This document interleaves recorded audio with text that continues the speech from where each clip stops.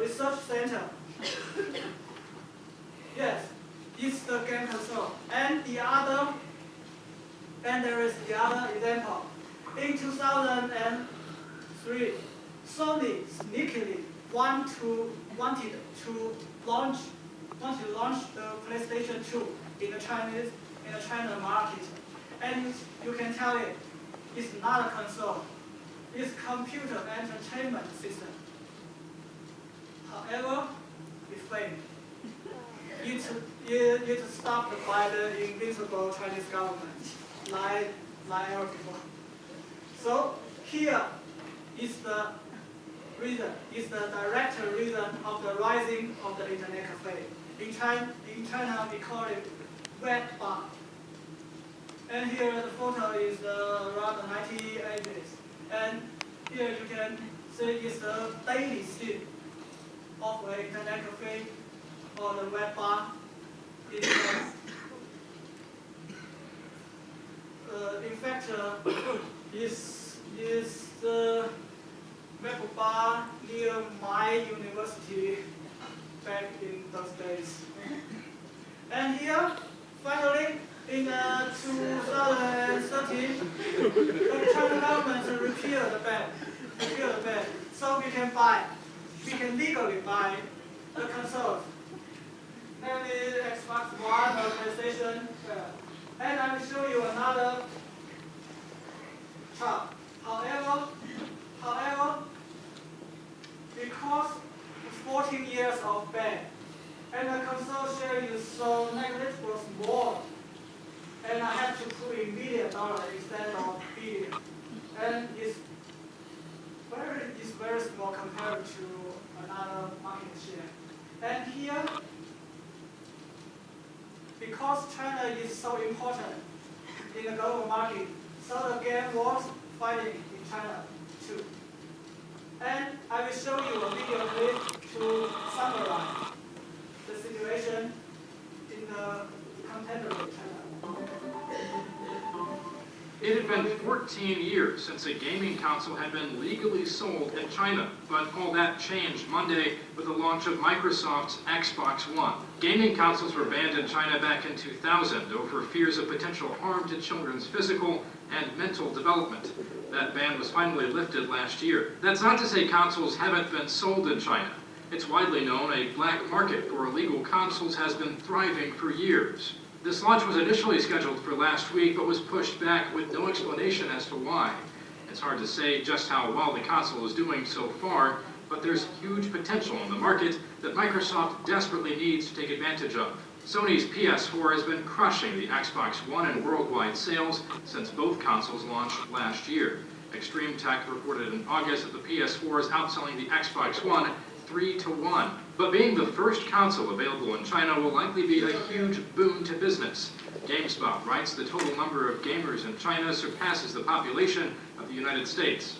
Just because gaming consoles were illegal doesn't mean people weren't playing mobile and PC games in China. Free-to-play smartphone games have been especially popular in China recently. And CNET notes that creates another challenge for Microsoft.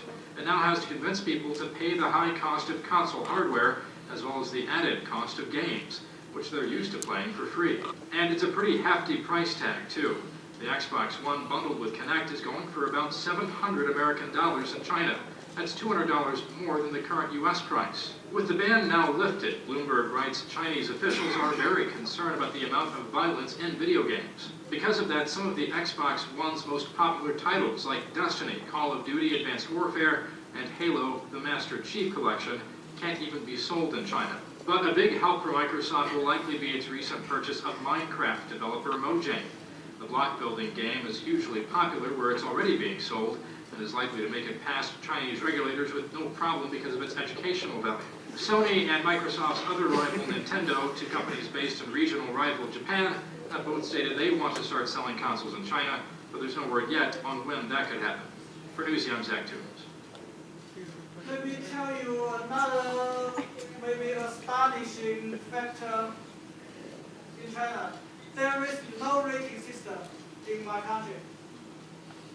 It means there are two types of games. The one proper for everyone to play, and the one cannot be played by anyone. So here I can explain a little bit about this news.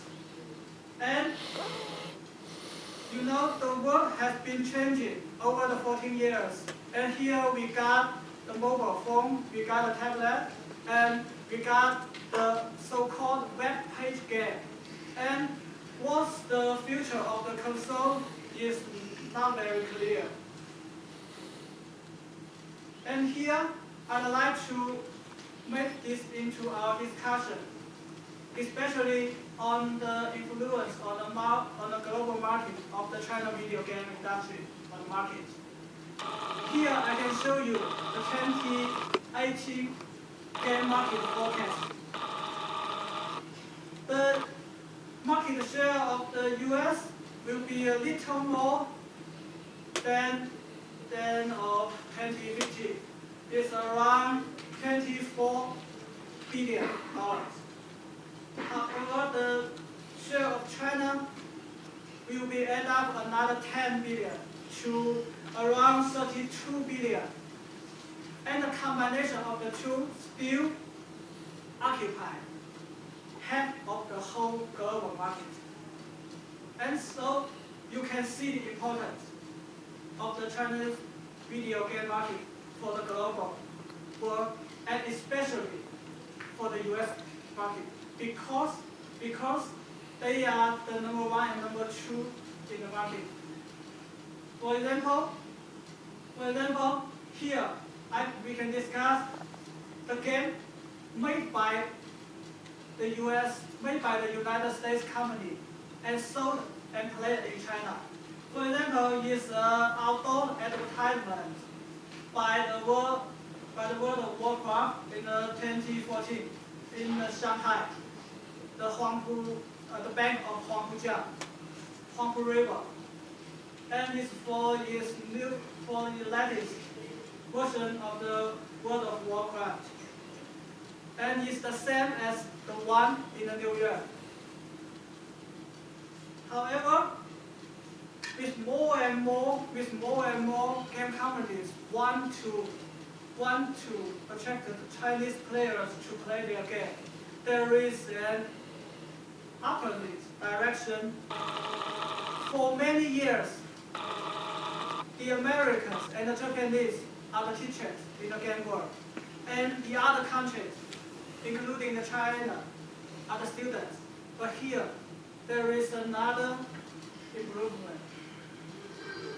This is WeFire. It's the most successful mobile shooting game in China. It was developed by Tencent, China's biggest social network company, which now wants to make it a global hit. It tapped San Francisco-based Glue Mobile to help bring the game to a US audience. Glue Mobile made popular shooting games like Frontline Commando and the Contract Killer franchises. It also made celebrity games like Kim Kardashian Hollywood. I need something cute, but super quick. Can you help me find something? WeFire is free to play in China, but people spend money upgrading their characters, weapons, and other items to make them more competitive. However, what works for a Chinese gamer may not work for a US gamer. Visually, Chinese games are packed with a lot of text, while Western games tend to have a simple interface. China's Tencent hopes to follow in the footsteps of other successful crossovers, like Clash of Clans by Finnish company Supercell and the Candy Crush saga by Sweden's King Digital. Glue Mobile said it will probably rebrand WeFire and release it as a part of a shooting game franchise. Tencent is Glue Mobile's biggest shareholder. It invested in the US company in April. Glue Mobile said WeFire has a better shot than other Asian games because its design and characters will be more similar to Western audiences. You see, now the student wants to make money out of the teacher. And I know that the game looks very childish or very simple, but with the improvement, we can foretell that there is another world ahead of us. And the third